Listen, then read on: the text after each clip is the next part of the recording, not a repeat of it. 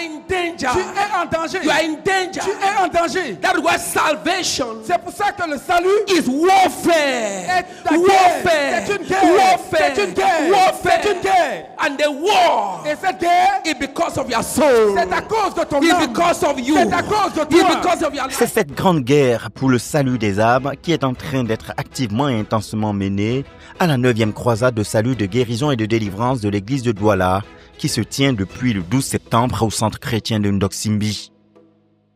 Une croisade au cours de laquelle la nécessité de la repentance envers Dieu en vue du pardon des péchés et la foi authentique en Jésus-Christ pour le salut des âmes sont au cœur des assauts prédicationnels opérés par les orateurs, les pasteurs Boniface Beignet de la Côte d'Ivoire et Michael Nisomé de l'Ouganda.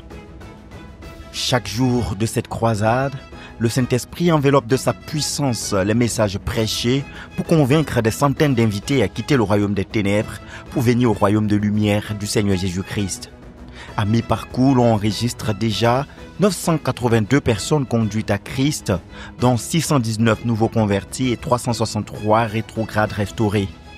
Une moisson résultant de tous les ministères d'évangélisation et de combat spirituel pratique par la prière qui meuble chaque session, à commencer par la prédication chantée des sémeurs, qui avant la prise de parole de l'orateur du jour, mène une opération de défrichement et dépose les premières semences évangéliques dans les cœurs.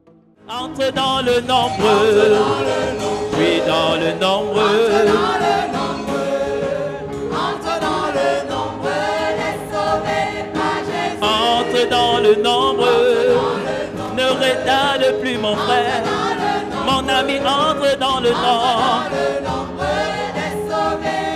oh entre dans le nombreux. Cette sémence d'évangélisation chantée est par la suite arrosée et développée par l'orateur du jour afin de la conduire à porter du fruit à salut. C'est ainsi qu'en ce 16 septembre qui marquait le 5e jour, le pasteur Boniface Beignet a axé son message sur la réponse à la question de savoir comment répond-on à l'appel de Dieu. Et c'est l'exemple de Jacob dans Genèse le chapitre 35, le verset 1 à 5, qui a servi d'appui au prédicateur pour répondre clairement à cette question. cette parole That way, nous enseigne sur comment on répond à Dieu. this word teaches us on how one answers to response to God.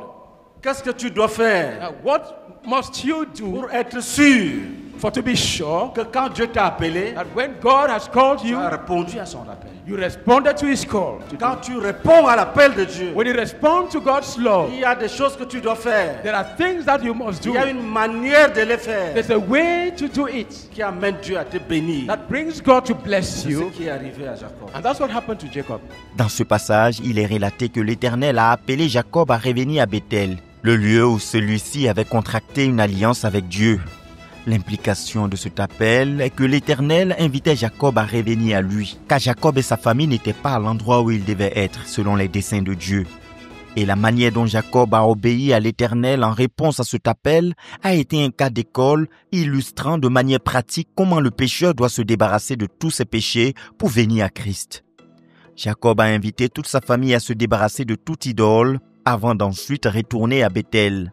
Quand tu es loin de Dieu, When you are far from God, quand Dieu te dit dois, but now when God tells you, you viens, come, la première chose, and the first c'est thing de fouiller tes poches is to search your pocket et jeter les idoles par terre. and throw all the idols on the ground. La première chose, The first thing c'est de fouiller ta vie is to search your et life d'enlever les idoles. and remove the C'est comme idols. ça qu'on That is répond à how it is. Dieu. Que personne ne te trompe.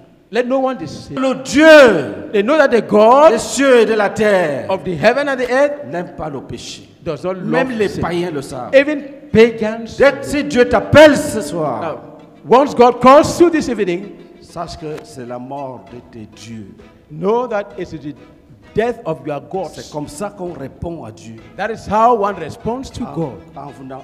en jetant les idoles dans la poussière, In throwing the idols into the dust en jetant le péché par terre. and dropping sin to the ground.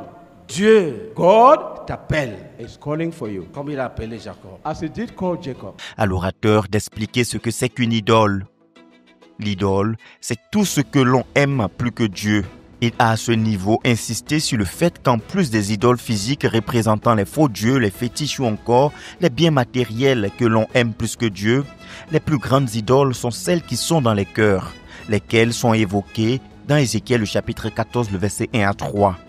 Fils de l'homme, ces gens-là portent leurs idoles dans leur cœur et ils attachent les regards sur ce qui les a fait tomber dans l'iniquité. Me laisserai-je consulter par eux? Les implications et précisions de ce passage d'Ézéchiel chapitre 14, le verset 1 à 3 sont clairement détaillées dans Marc le chapitre 7, le verset 21 à 23, où le Seigneur Jésus nous révèle que tous les péchés trouvent leur origine dans le cœur de l'homme. Les péchés enracinés dans les cœurs que l'on refuse d'abandonner sont des premières idoles. Et un avertissement critique qui n'a pas échappé à l'orateur dans son élan de guerre contre toute forme de négligence ou de procrastination face à la volonté de Dieu de voir toute idole d'être abandonnée, c'est que tous les idolâtres font planer une grande menace sur leur destination éternelle. Car, Osée le chapitre 4, le verset 17, nous annonce que Dieu livre au penchant de leur cœur tous ceux qui s'attachent aux idoles. Ephraïm est attaché aux idoles. Laisse-le. Ephraïm est attaché aux idoles. Ephraim is tied to his idols. Laissez-le. Leave him alone. Est-ce que ça sonne bien dans tes oreilles? Does it sound well in your ears? Ephraïm est attaché aux idoles. Ephraim is tied to his Laisse-le. idols. Leave him alone. Si Dieu dit ça à ton sujet, If God tu es says this mort, to you, c'est you are fini. finished. It's ended. Tu es mort.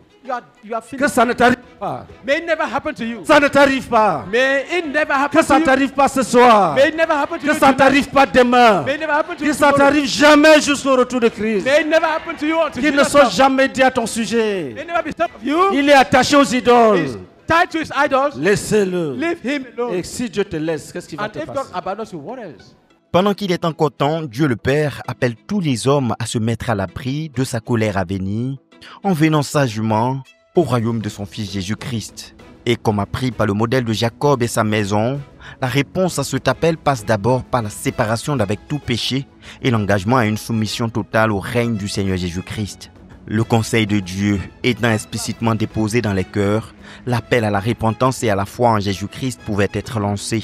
Et ce sont 145 personnes qui ont été conduites à Christ en ce 5e jour, pour un total de 982 âmes gagnées à Christ, dont 363 rétrogrades restaurées sur l'ensemble des 5 jours. Écris mon nom Write my name dans ton livre in your book. et fais-moi un enfant de Dieu. Make of me a child of God. Seigneur Jésus, Lord Jesus, je t'appartiens. I belong to you. Notons que le moment consacré à la prédication de l'évangile en vue du salut des âmes est suivi chaque jour par un intense moment d'intercession et d'exercice de l'autorité spirituelle en vue de la guérison des malades, le brisement des malédictions, les désenvoûtements et la délivrance de toute forme de captivité.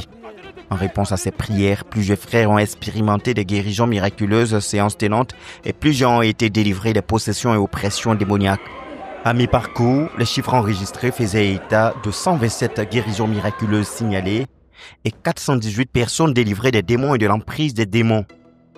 Plusieurs visions partagées à la suite des prières ont pu donner un aperçu des multiples interventions divines dans les vies à mesure que se poursuit cette croisade de salut, de guérison et de délivrance qui, rappelons-le, porte sur le thème « Viens et vois, Jésus-Christ n'a pas changé ».